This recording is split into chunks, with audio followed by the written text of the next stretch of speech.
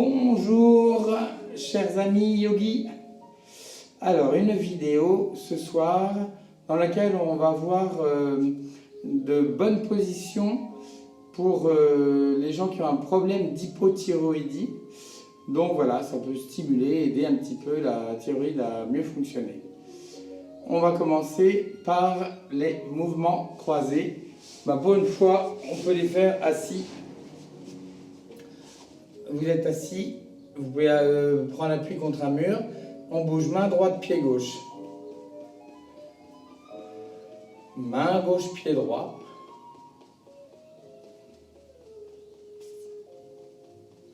Main droite, pied gauche.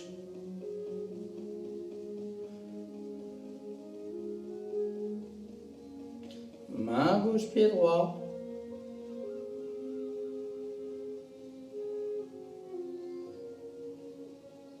Main droite, pied gauche. Une dernière fois. Main gauche, pied droit. Main droite, pied gauche. Voilà.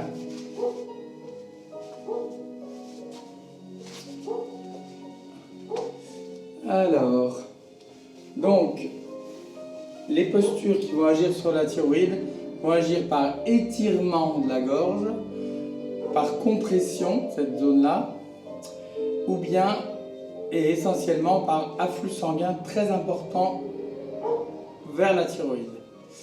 On va commencer par la position de la chandelle.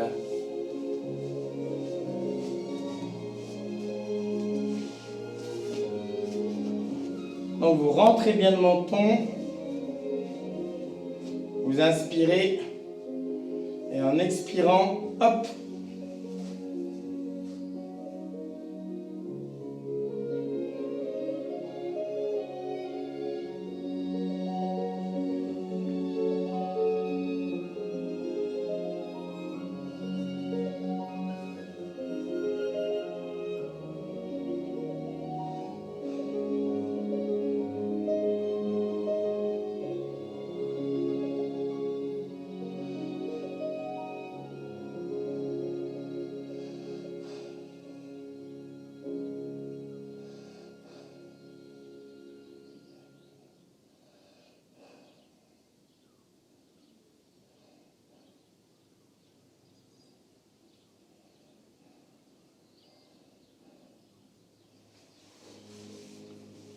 Quitte.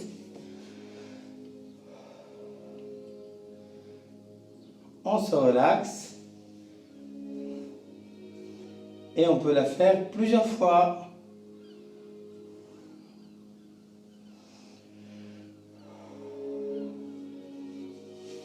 Donc on va refaire, rentrer le menton, expire.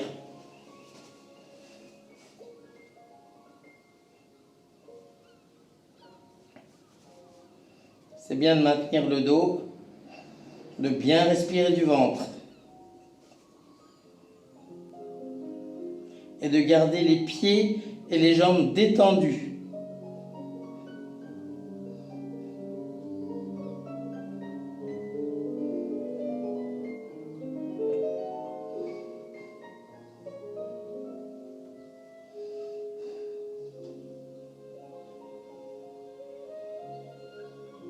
Donc là, c'est la chandelle cassée, Viparita Karani.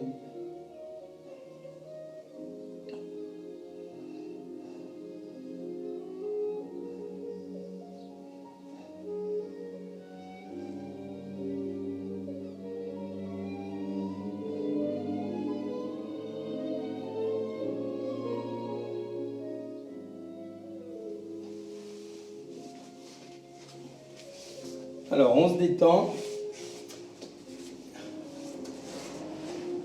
Et avant de faire la position de la charrue, vous pouvez faire mudra qui assouplit, détend la nuque.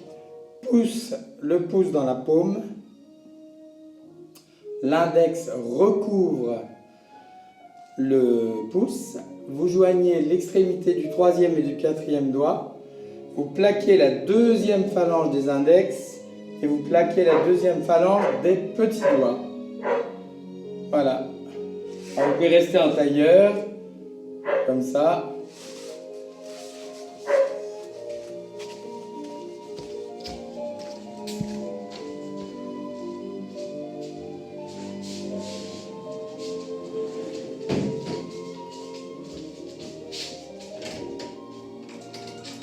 Allez, va Toby.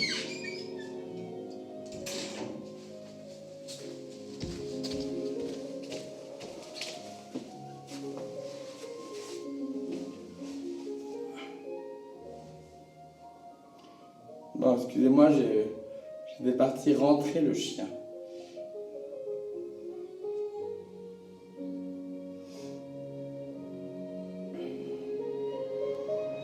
Donc très bon pour les cervicales, pour détendre la nuque.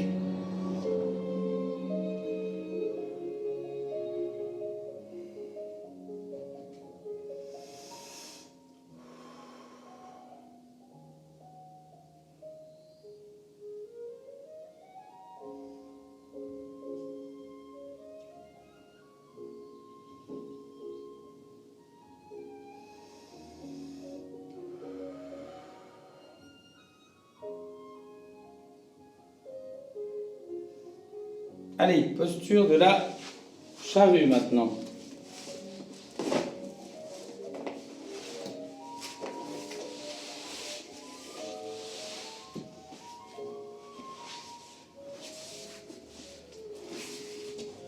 Donc vous rentrez bien le menton au maximum. Vous inspirez, les bras sont le long du corps. On plie les jambes pour bien plaquer le bas du dos. Expire.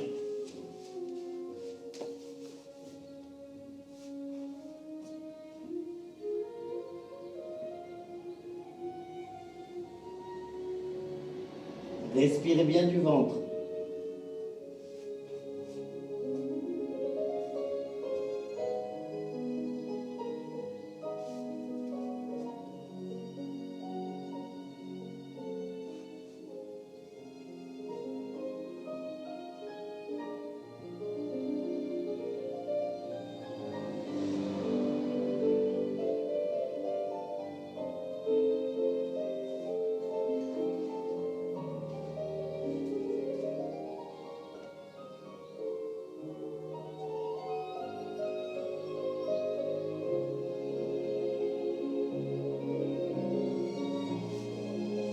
On se relaxe.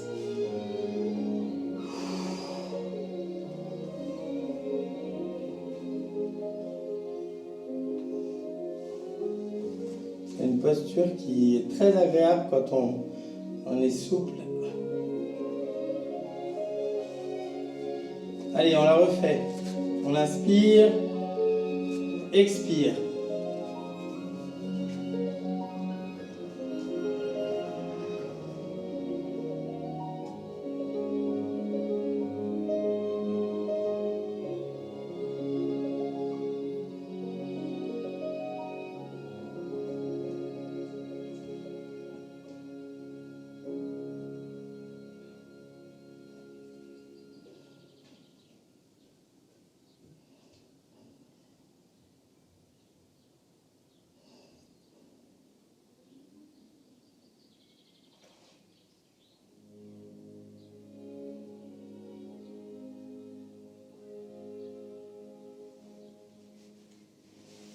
Vous quittez, détendez-vous.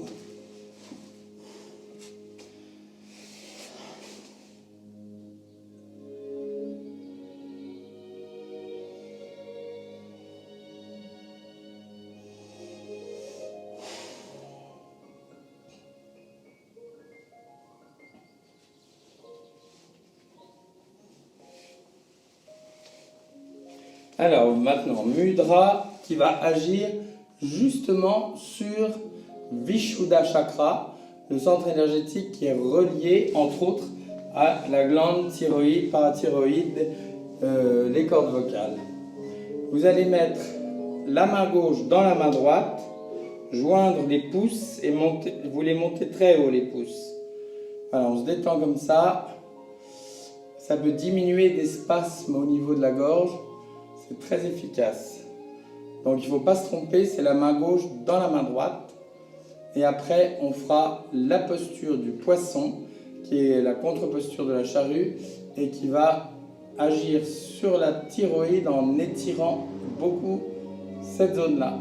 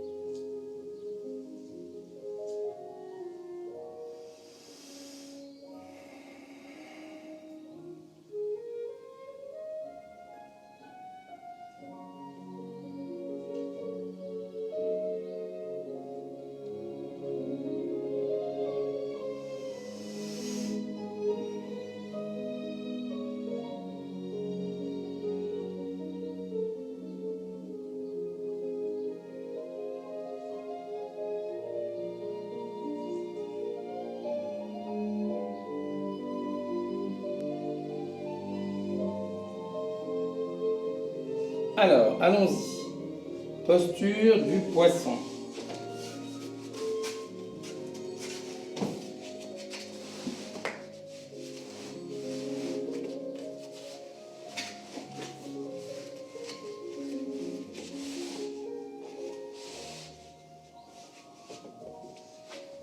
Vous êtes sur le dos, jambes serrées. Vous allez garder les bras le long du corps. Vous expirez. En inspirant, prenez appui sur les coudes, bombez le torse, basculez la tête vers l'arrière. Et une fois comme ça, respirez à fond. Plutôt respiration thoracique.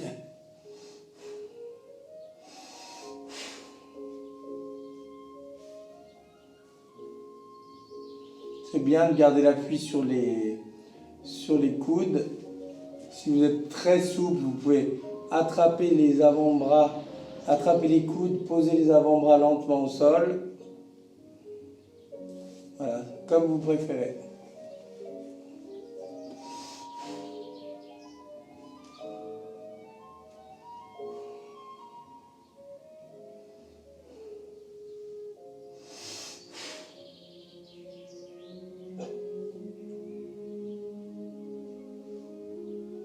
Quittez lentement, relaxez-vous.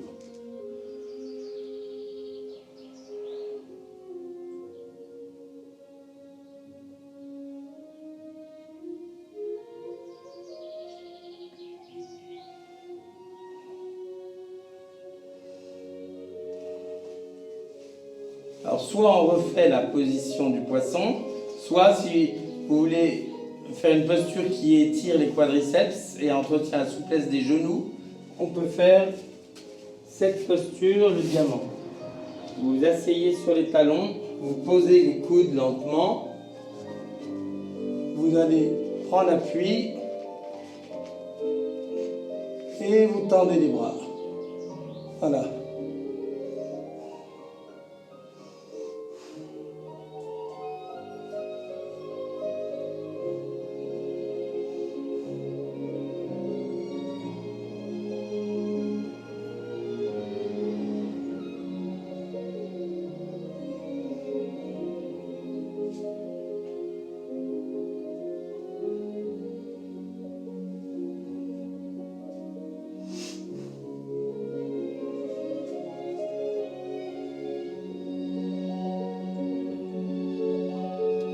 On prend appui, on roule sur le côté, on va se détendre un petit peu. Vous pouvez plier les jambes et rester comme ça.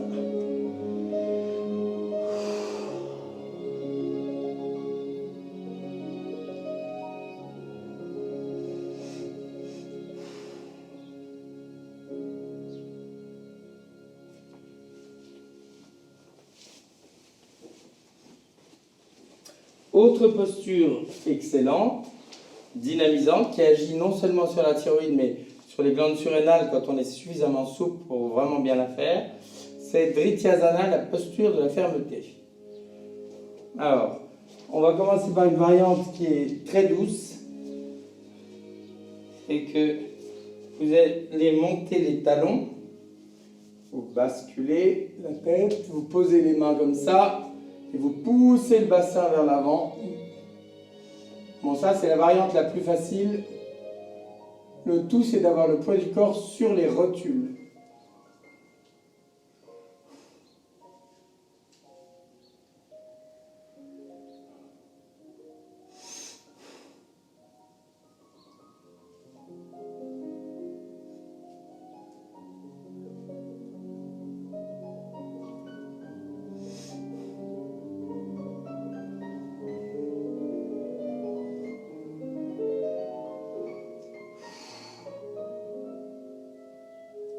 Quittez tout doucement.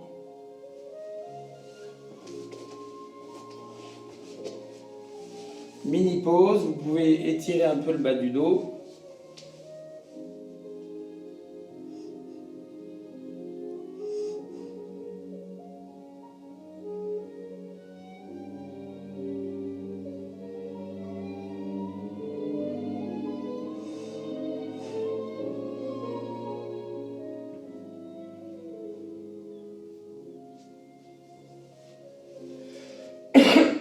Ah, il fait chaud aujourd'hui. Bon, pour ceux qui sont suffisamment souples, eh bien, posture de la fermeté, comme ça, on écarte les genoux, les pieds se touchent, on bascule.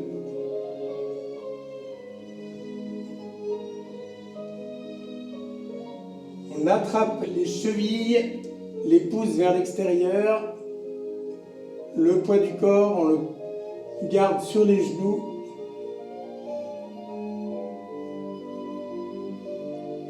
Donc les cuisses à la verticale.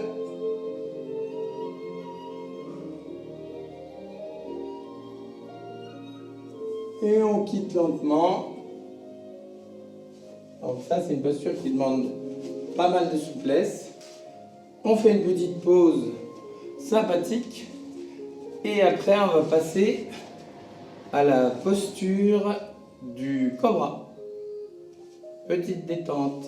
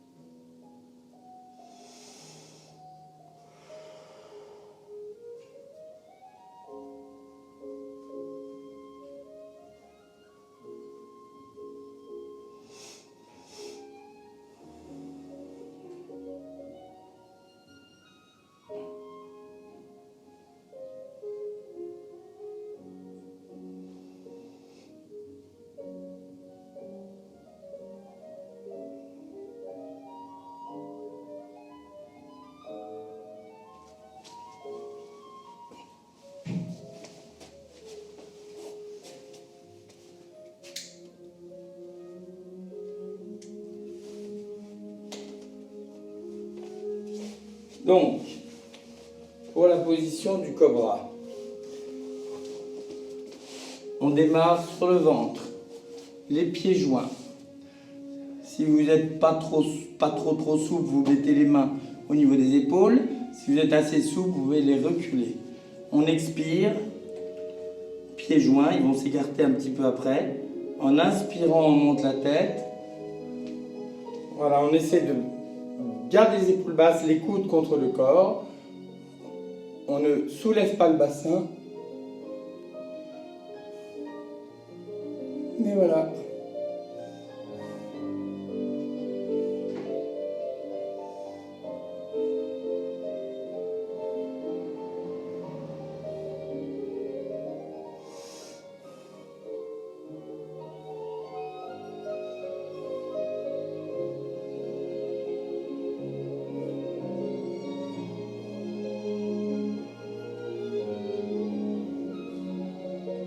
Et on quitte lentement. On se détend un petit peu et on la refera.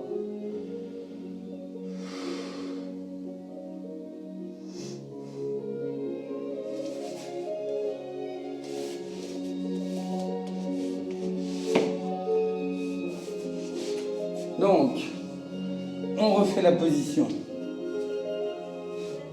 Vous expirez. Inspirez, montez.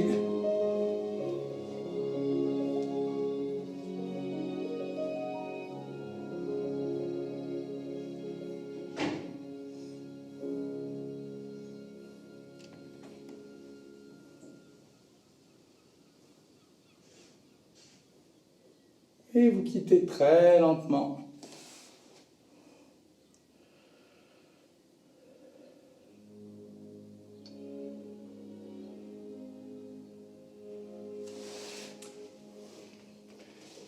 Autre exercice qui est très bien.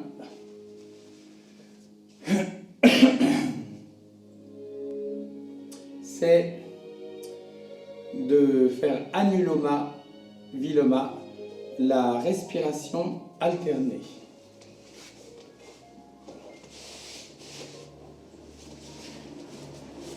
Vous êtes en tailleur, par exemple. Vous mettez l'index et le majeur dans la paume. Vous avez donc le pouce droit qui est libéré et le 4e et le 5e doigt pour appuyer légèrement sur les ailes du nez. On expire, on vide les poumons. Ensuite, inspirez par la narine droite. Expirez par la narine gauche. Inspirez par la narine gauche. Expirez par la narine droite. Inspire droite. Expire gauche. Inspire gauche. Expire droite. Inspire droite. Expire gauche. Inspire gauche. Expire droite. Et vous pouvez faire ça beaucoup plus longtemps, bien entendu. Donc ça équilibre Ida et Pingala, des nadis très importants. En gros, ça crée un équilibre entre sympathique et parasympathique, entre yin et yang. Bon, une dernière position qui est excellente.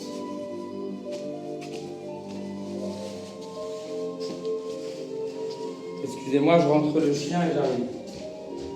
Ouais, je suis bien Toby.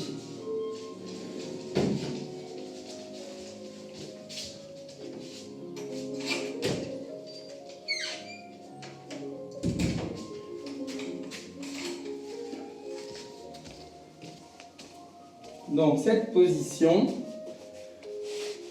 c'est Sirshasana, qui attire le sang vers le cerveau, donc agit sur la glande pituitaire entre autres, et thyroïde forcément. On attrape les coudes, il faut entrelacer les doigts, donc on forme un triangle équilatéral. Sommet de la tête au sol, on rapproche les pieds de la tête, et c'est parti.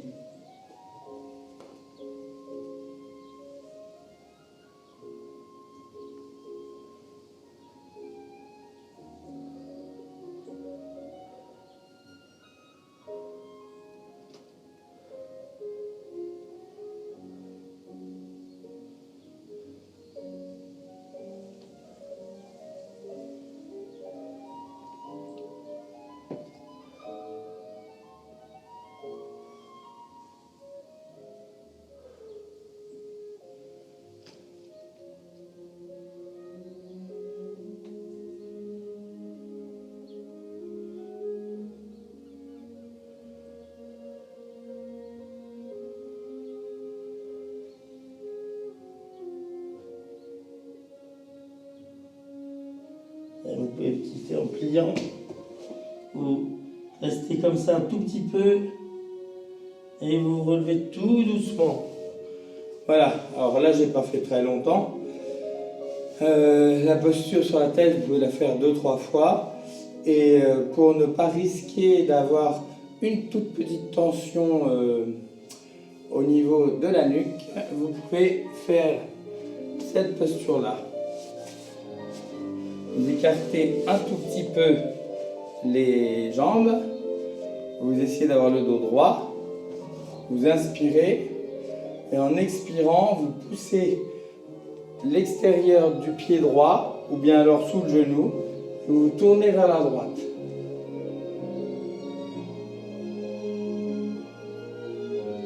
Vous essayez d'avoir les deux bras sur une même ligne. Vous revenez, on inspire, expire. Donc on pousse l'extérieur du pied.